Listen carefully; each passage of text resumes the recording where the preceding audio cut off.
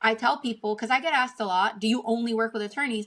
And, I joke, like, I'll work with anybody that wants to write a check, but I love working with attorneys because I feel like we speak the same language. Our brains work in very similar ways. Emotional maturity is very similar.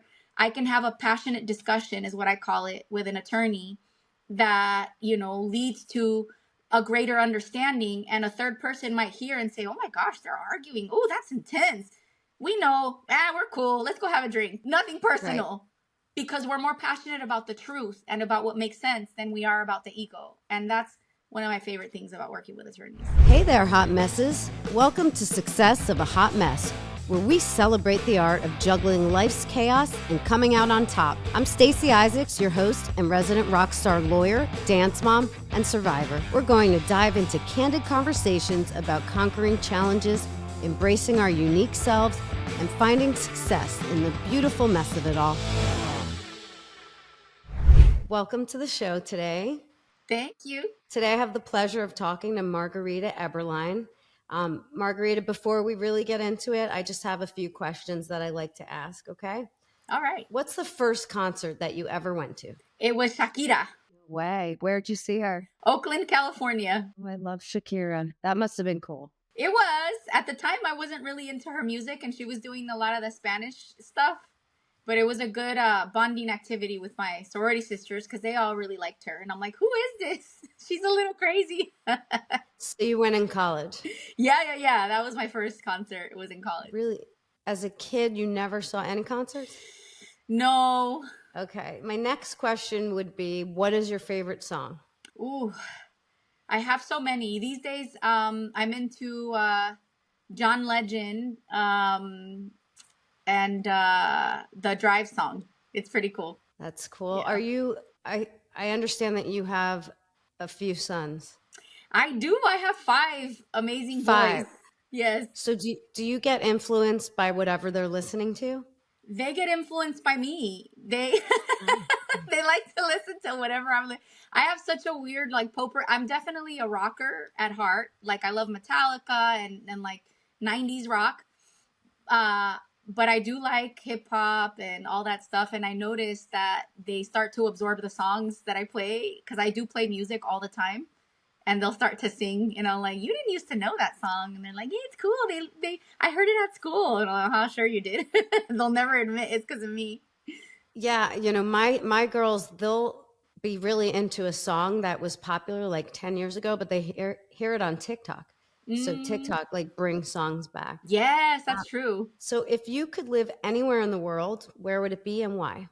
I would love to live in the south of Spain. I like Sevilla. The food is delicious and I like being outside and I feel like the weather is pretty nice there just about all year long. And I'm a big snacker and I remember when I studied in Spain when I was in college, I loved how they eat in Spain where it's snack all the time. So I thought it was amazing. I just like being outside. I like being active. So I liked it there a lot. I actually studied in Spain also one summer in Salamanca. No, stop it. I studied there too. Did you? Yes.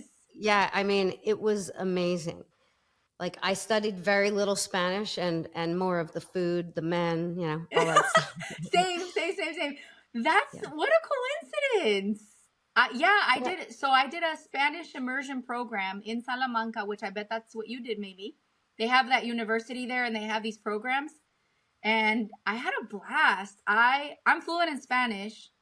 So I studied Spanish really because I wanted an excuse to go. So I don't know about you, but I would never go to class. And then I would show up and take the test. Yeah, I don't know if ours was like immersion. Like I remember taking a couple classes and then you had all day to just, roam around. And what I do remember in the mornings was chocolate because I wasn't a coffee drinker. So I don't know what that was. With the pastry?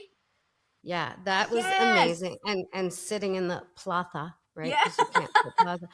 And then the nightclubs, like the scene, it was a lot of fun. Oh my gosh. Yeah, that was. And that's funny. Yeah.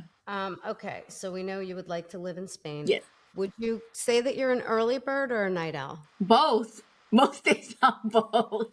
It just You do depends not on the sleep. day. I don't know about you, but I catch my second wind. I'm more of a morning person. And then I get tired like around, I don't know, like 4, 8-ish. And then like around 8:30 I catch my second wind and I'm wired and I'm active. Yeah, I catch a second wind when I'm laying down to go to sleep. Yeah. It's a problem. Definite problem. Exactly. What is your biggest fear?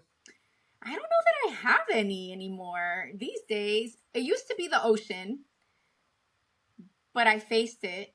And I think right now it would be cockroaches. Like that's about it. So How did you face the fear of the ocean? Like, how did you overcome? I went Just in. went and did it. I went in. Yeah. Yeah. Yeah, I've gone in a couple of times and just been swimming in the ocean. Good for you. Overcoming the fear. Yep. Um, okay, so can you tell me what your business is called? So my business is called Marketing Boss. And funny story, people now have started calling me the marketing boss. That wasn't the reason why I named it that. I named it Marketing Boss because my mission was to inspire business owners to be better bosses in their marketing. So my thought was, I'm going to make you a better marketing boss. But that's my business name. Okay, so what do you do for people? Right now, Marketing Boss's niche is law firms, but our core is fractional CMO services. So most business owners buy marketing services the way I would buy a used car. If it's shiny and smells nice, I'll buy it, right? It's like, oh, this looks nice. I think it works, but it doesn't always take you where you want to go. And so as a fractional CMO, what I do is I stand in the space in between the business owner and the actual tactic and the actual vendor network that they might be using, or even sometimes their own team. So it's fractional leadership for your marketing that's unbiased and neutral. We are very unique in that we're the only firm that I know of that is fully bilingual, that also offers mindset coaching, and that also offers support with sales and intake. So, a lot of law firms that we work with, we identified that in addition to the marketing leadership, they could also benefit from things like managing stress, work life balance, things like that, from a mindset coach that can help us compartmentalize things so that we don't get tripped up with little things and feel like we're drowning in an ocean of problems when it's a solvable problem that we just need to separate from how we're feeling. So we offer mindset coaching. We also offer the support with sales and intake. So again, a lot of law firms that we have worked with had this amazing marketing, wonderful brand, the perfect logo, the perfect look, the perfect everything, but they weren't signing up cases. And when we dug around and found, well, you're getting the leads, but you're just not converting them, we created a program called Connect Convert, where we now have an entire program that's part of our CMO system where we help with that as well. So we do that, and then God knows what I'm going to come up with next, because I just want lawyers to be successful, and I'm willing to do whatever, even serve up hot chocolate one of these days. I don't know. Have that be the next perk, but whatever it takes. How did you get into the legal space? Like, take me through the journey from, you graduate college, probably with a marketing degree, and then what? So I actually was pre-law at Berkeley, and I wanted to be an entertainment lawyer, and I was fascinated by rhetoric. I majored in rhetoric as an undergrad. I was fascinated by the major and applying that to a career in law. And that was the career path that I was going to go for, because even when I was younger and it was Halloween, I would walk to school with my little suitcase and people were like, "What are you supposed to be?" And I'm like, "A lawyer." I loved the law. I loved the legal profession. And that was the path that I was on. However, when I had to make the decision, this was after college, of am I going to go to law school? I was studying for the LSAT and all that. I was presented with an amazing opportunity to work with the Nielsen Company. And I took it and I fell in love with data analytics because it scratched a similar itch of logic. I like things to make sense. And so I went the marketing route and data analytics. I met Christy Habeger, who's the founder of Latina Magazine. She was a mentor to me during that time. And I just fell in love with all the possibilities of media, marketing, and data. So I completely forgot about the legal space for many, many years. I was a AE with the Nielsen Company and worked with the Nielsen Company for 6 years. And then when I decided to have children, I wanted to not travel anymore. So it was time for a career change. I went in to work for Telemundo because I wouldn't have to travel anymore and it was more of a local opportunity. I became an AE with TV. And during that time was when the Obama administration was making some changes in immigration. And we had marching orders as AEs for Telemundo to go and form relationships with immigration attorneys to get them on TV because it was a good time for them to advertise. And it's like I revisited, it came back to life, the love for the legal profession, for what lawyers do and how you help people. And so I started working with these attorneys, created these wonderful relationships. Once that was no longer the career path I wanted to go through, because again, I'm a logical person. And so my big aha moment was I'm helping these attorneys get on TV, but they're not converting the leads because they're not on social media. Their website's not updated. And so I would have these conversations about the 360 experience of the marketing. And again, these attorneys were like, oh my gosh, this is so helpful. And so I decided I want to do more than just sell one thing. And I want to do more than just offer one tactic, one solution, one media. And I launched my own agency focused on attorneys because, again, it was like coming home. And then pivoted to do the CMO piece because the big opportunity that I saw with the CMO piece is I'm not married to a specific tactic, team, strategy, nothing.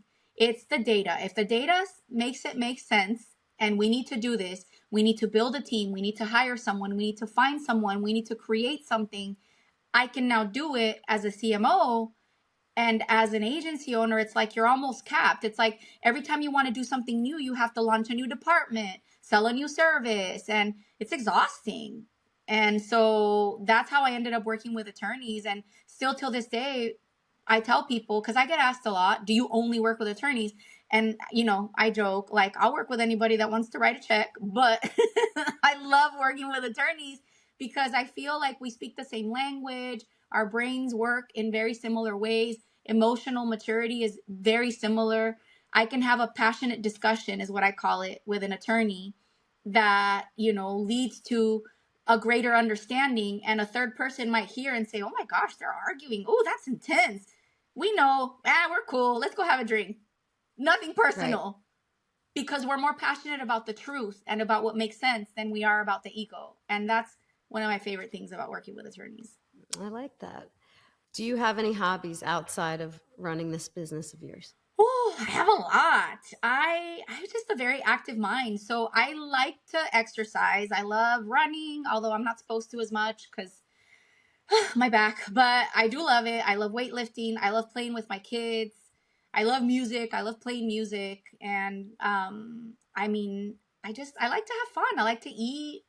I snack. Do you play an instrument, or you mean play music? I do not. I learned how to play the violin when I was younger and then I forgot. But yeah. Okay. So how do you balance all of this, especially 5 kids, your business, running, all the stuff you like to do? How do you do it all? I have a lot of habits that are now ingrained and that are automatic and feel effortless. As far as the pace that I maintain, it's a habit. There are people that are like struggling to get up in the morning or to get things done.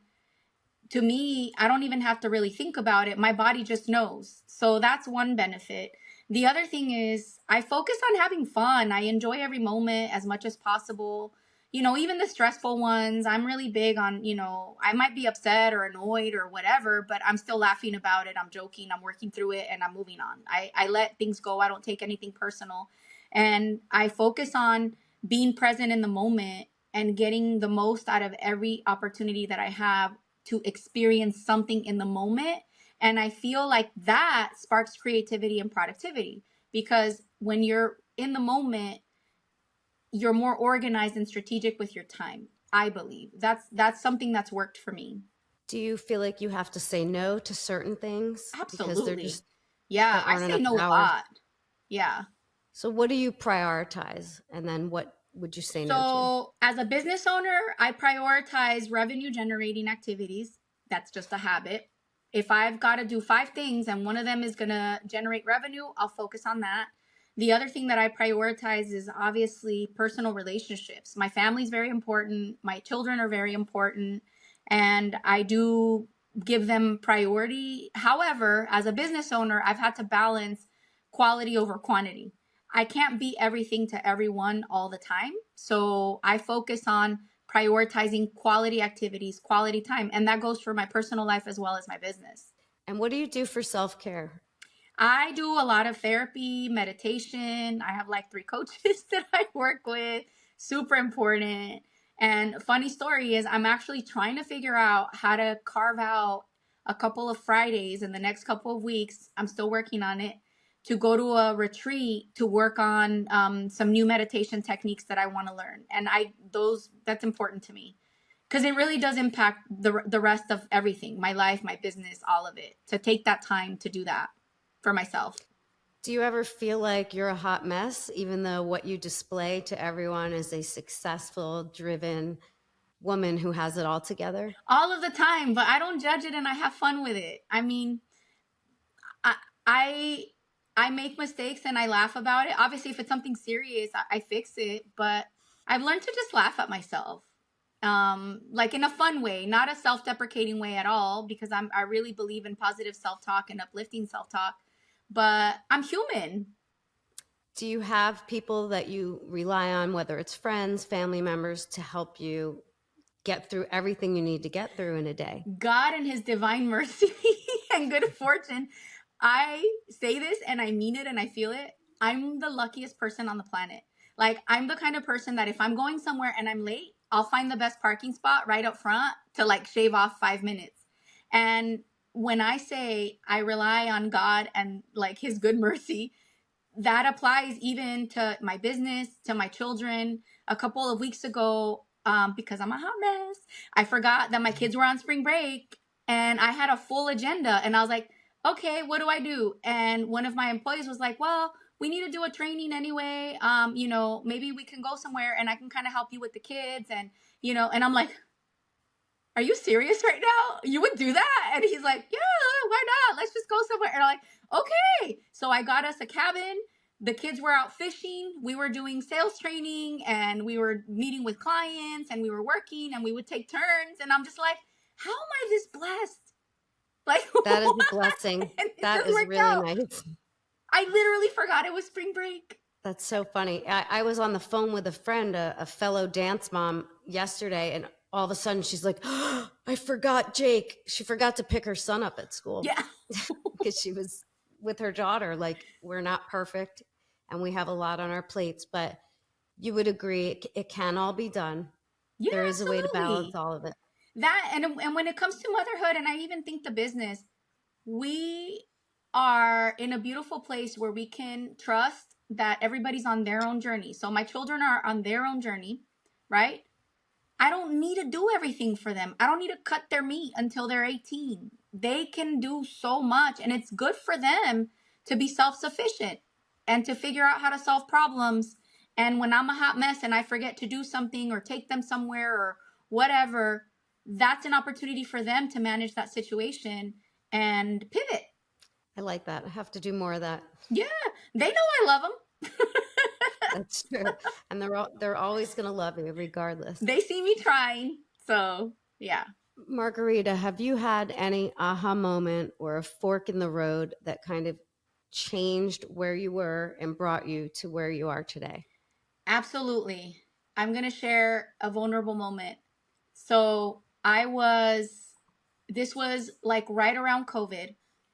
And really it was a process, but it was right around COVID when it all started. I was at a really low point. I was with my agency and I had 2 business partners and it was very toxic and I was not happy. I had 4 kids at this time. I found out I was pregnant with my 5th. It was not planned. I was not in a healthy marriage. I'll just leave it at that. And it was not my choice. And I was like, I literally want to slit my wrist right now. Like, what is happening to my life? And I had a decision to make. I was either going to continue to spiral down that rabbit hole, or I was going to ask for help and make some drastic changes. And that was when I decided to ask for help, and I started on my path of working on my mind. Because you can do all the right external things, but if your energy is off, like for me, I'm a childhood domestic violence survivor. And I didn't realize until I sought help and uncovered some of these things that from the moment I was a child, because of those experiences, it was in my DNA to feel like I was worthless. Even though in my mind, you saw a confident person accomplish, like, I did it, I met every challenge, I faced everything. In my DNA, in my core, there was that belief that I needed a process, that I needed to heal. And when I started doing that work, it was like my world turned upside down. I stepped out into this space, started digging into all those dark places and healing all of that old trauma. And next thing I know, I'm traveling the world as an inspirational speaker and building new businesses, leaving the toxic partnerships. I ended up getting my divorce around that time. And it was like it had to get really bad, I think, or it just got so bad that I was like, either I do something or I'm gonna stop just doing everything. Like, that's literally how dark I was. Like, that's how dark that space was. And that was my biggest fork in the road moment, where what you see now is a compilation of all of my life experiences, but it could have totally gone down another route. I could have continued in the toxic business partnership, in the toxic marriage. I could have continued being unhappy, striving, struggling, not being happy. And yeah, I mean, once you get an education and learn how to build a business, your needs are met, whatever, right? But what fun is it if you're not happy? And so now it's like, oh, I'm actually happy regardless of the circumstances. It's like an inner joy that's not at the mercy of what's happening on the outside. And that's been a game changer. And I find that success comes easier when you're just happy to begin with. Like, what? Why aren't more people talking about this? That you have to be happy to be happy. Like, you can't be upset and then make yourself happy with external things. It's a lie. I wish more people would talk about that, because they sell us on, oh, just build a career, buy a nicer car, buy a nicer house. And it's not, you don't need that. It's nice. And all of this shift came post-COVID? Just about, yeah. But like I said, a lot of these things, the experiences, my degree, all of those things, I already had that stuff. But it was like, it was dormant. All these gifts that I had were all dormant, suppressed, repressed. All I had to do was peel off that veil, that heaviness, and it was like, bah, like everything just exploded. I'm getting ready to publish a couple of books. I'm working on 3 books. I've got one that I'm about to publish in like a month, and then another one probably a couple months after that, and then another one that's coming out next year. Like, what? Like this. It's with ease. I'm not stressed about it. I'm not upset. I'm not overworking myself. I'm still having fun with my kids, still living a life. And it's like, wow, why did I wait so long to do it this way? Like, this is so much more fun. So, yeah. Well, congratulations on all of your success. All of that sounds amazing, very inspirational. And the fact that so much of it is fairly recent, definitely the past 5 years, yeah, is very impressive. Yeah, absolutely. Thank you. One more time, what's the name of your business and where can people find you? So my company is called Marketing Boss, and you can find it at marketing-boss.com. You can also find it through margaritaeverline.com. I've got 2 domains pointing there right now. And I'm on all the social media platforms. I love social media. I have a silly side, so if you follow me on Instagram, you might get a couple of laughs. I make a lot of really fun content there. LinkedIn, all of that. I keep the fun stuff for Instagram and Facebook, though, and TikTok. I was going to ask about TikTok. And what's the first book about? The first one that's coming out? So I think the one that's going to make it out first is the Connect Convert book. And it's based on the Connect Convert methodology that I developed for law firms. And again, all this stuff was in my brain from like years before. I just now created a program and am launching a book on it. And it's a response to retainer guide for marketing or for law firms to sell and actually create meaningful connections, build trust, and convert those leads into signed cases. So I do talk a little bit about marketing at the beginning, but most of the book is focused on sales, building trust. I talk about mindset.